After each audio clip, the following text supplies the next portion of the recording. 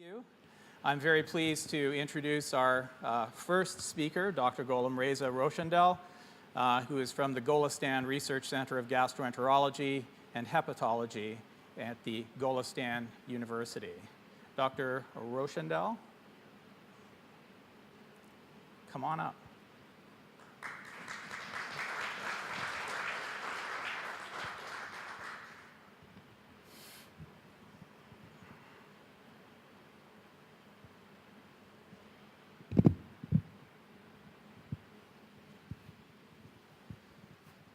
Hi, it's nice to meet you.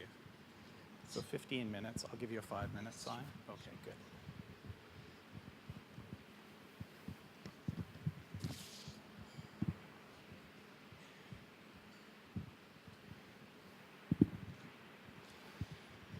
Okay, good morning, ladies and gentlemen. Here's Charles.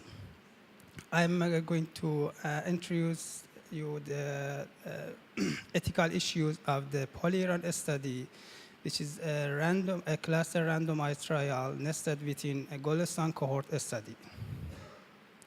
First of all, I would like to introduce you the Golistan cohort study and the polyurine trial, and then move to ethical issues of the polyurine trial. So, as you show here,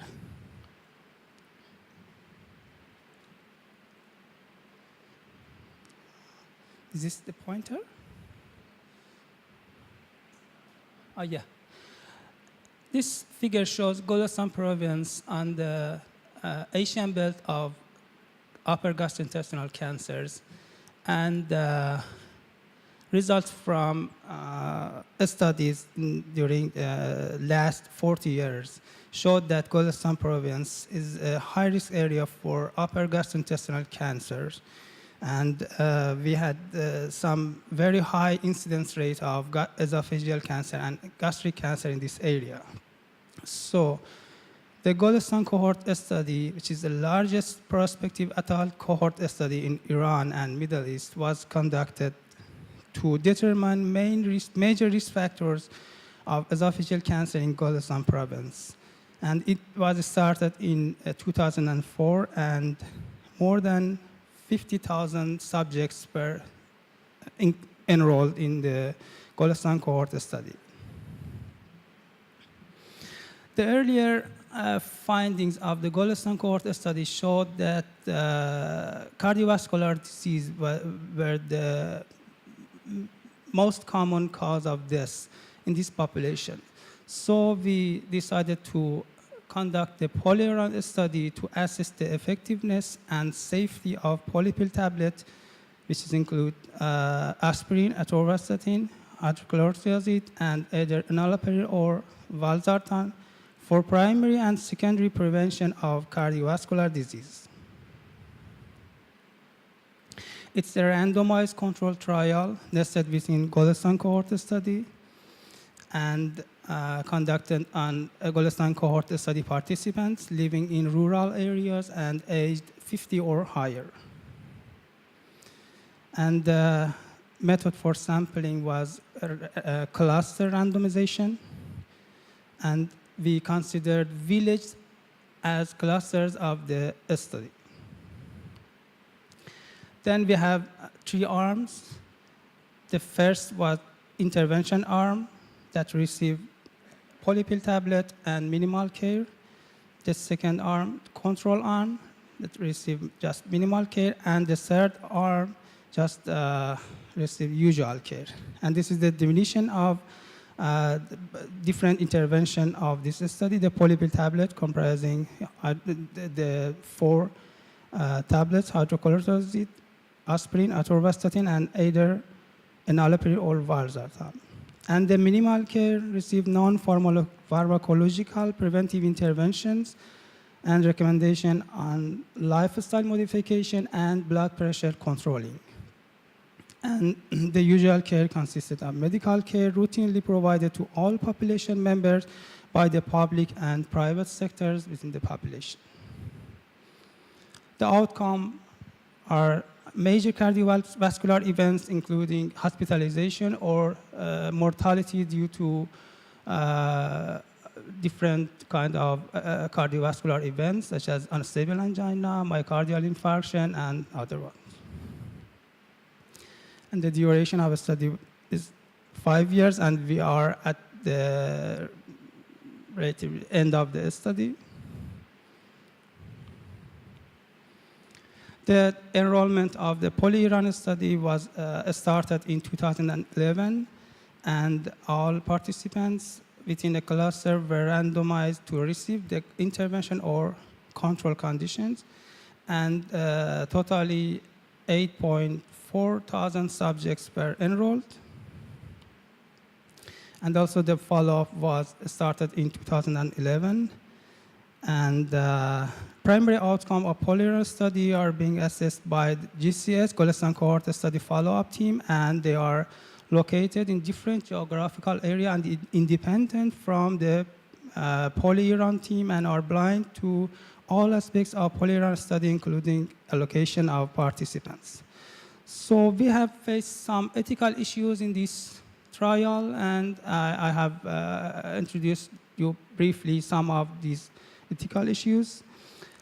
The first is justification for using cluster randomization, and the second, obtaining informed consent, dealing with current clinical practice in this study population, and post-trial provisions.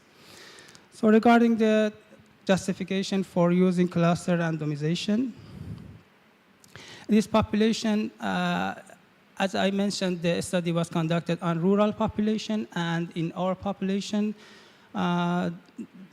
residents of the village have close familiar relationship, and it's a common behavior to share different properties, including medicine, among residents. And so the issue of treatment contamination was a major concern in this population, and for this reason, we decided to use cluster randomization to consider each village as a cluster to minimize the risk of treatment contamination in this population. And regarding the informed consent, although the poly-Iran trial is a cluster randomized trial, the intervention of interest, either polypill tablet or minimal care, are delivered to subject individually, and accordingly, written informed consent was obtained for each subject, and the subjects were aware that they may be allocated to the polypill arm or minimal care arm. The issue was that majority of Golestan Cohort Study participants, about 80%, were illiterate, and obtaining informed consent therefore raised many obstacles in this population. So we tried to consider dedicated local or native interviewers were trained and assigned to obtain informed consent, and interviewers were trained to provide all information according to informed consent to participants, and to make sure that all information was comprehensive and clear to participants. And we have conducted a quality control program to ensure all activities was done and was according to the protocol, to the written protocol. And after finishing data collection for each village, an independent interviewer randomly called to participants and asked them about the process of obtaining informed consent and other parts of the study. And regarding the dealing with current clinical practice in the study population, for cardiovascular disease, there are different kinds of healthcare services within our population. For example, public health and private, in public sector or private sector. And the study population, the study participants might suffer from CVD before or before recruitment or during the study, and they may refer to a specialist physician in the study area and were under treatment using different medications. In these cases, for control arm participants, we just recorded their medication and recommended them to continue the medications according to their physician advice. And for intervention participants, we routinely sent a letter to patient's physician explaining the study plan and combination of polypill tablet to the physician and asked the physician if it's applicable to adjust the participant medication according to polypill tablet. For example, if a patient needs 40 milligram of atorvastatin and we explain the physician about the polypill tablet in which there are 20 milligram of atorvastatin within the polypill tablet, and then ask the physician if it's possible, just add 20 milligram of atorvastatin to the polypill tablet and do not discontinue the polypill tablet. And in these cases also all medication and physician's order were recorded for future follow-up and analysis. And the next one is the post-trial provisions. Post-trial provision is a major ethical issue in our study. And that if polypill is shown to be safe and effective, it will be provided to all study subjects, including those in minimal care and polypill arm, after termination of the project. But the issue is that for how long should we continue providing the polypill tablet to subjects? And it should be noted there that this is a preventive study. And for treatment study, there are some patients that may need, for example, 6 months, 1 year treatment, needs some tablets or other kind of drugs. And then after finishing the treatment, it's finished. But for preventive studies, for how long should we continue the tablet to study participants? And naturally, there are concerns regarding feasibility of this decision for long-term access. That's my presentation, and I would like to thank Professor Malik Zadeh and Dr. Tom Marshall for giving me this opportunity to attend this very interesting and amazing meeting. And also, I would like to thank Charles and Carla for their helps to me for preparing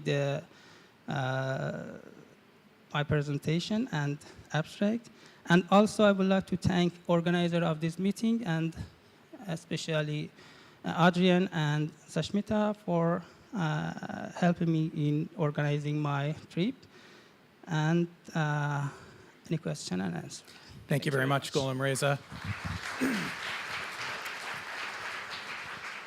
We have a couple of minutes for questions, for clarification, and then we're going to have a discussion period after both speakers. Yes?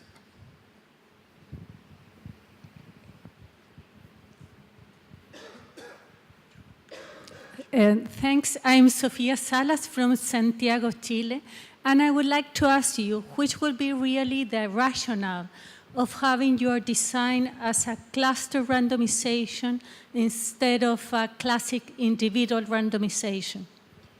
Thanks. Well, there was different aspects of this study to to make this decision. One was that I explained about the treatment contamination, that in individual randomization, for example, suppose that in one village or household, one of the members is allocated to intervention arm and the other is allocated to control arm. And when we give the polypill, the tablet to intervention to the subjects in intervention arm, the other one, maybe they share their tablet and the treatment contamination maybe happened.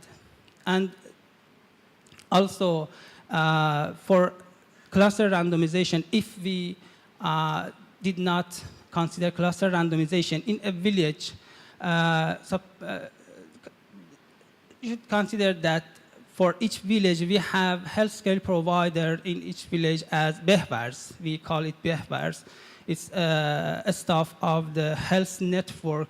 For each village, we have 1 or 2 behbars.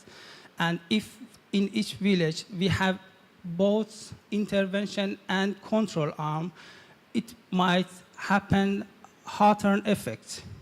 Hawthorne effect, that means the healthcare provider may provide minimal care more efficiently to control arm because the control arm subjects did not receive tablets and may try to provide minimal care more in control subjects. Okay, thank you. Just time for one more question, I'm afraid. Thanks. Joe Millam from the National Institutes of Health in the US. I wanted to ask you about the question of post-trial access and the motivations originally for conducting this study. Was there an assumption or some interest from the public health system in implementing the polypill such that they would be expected to make use of the data from the study?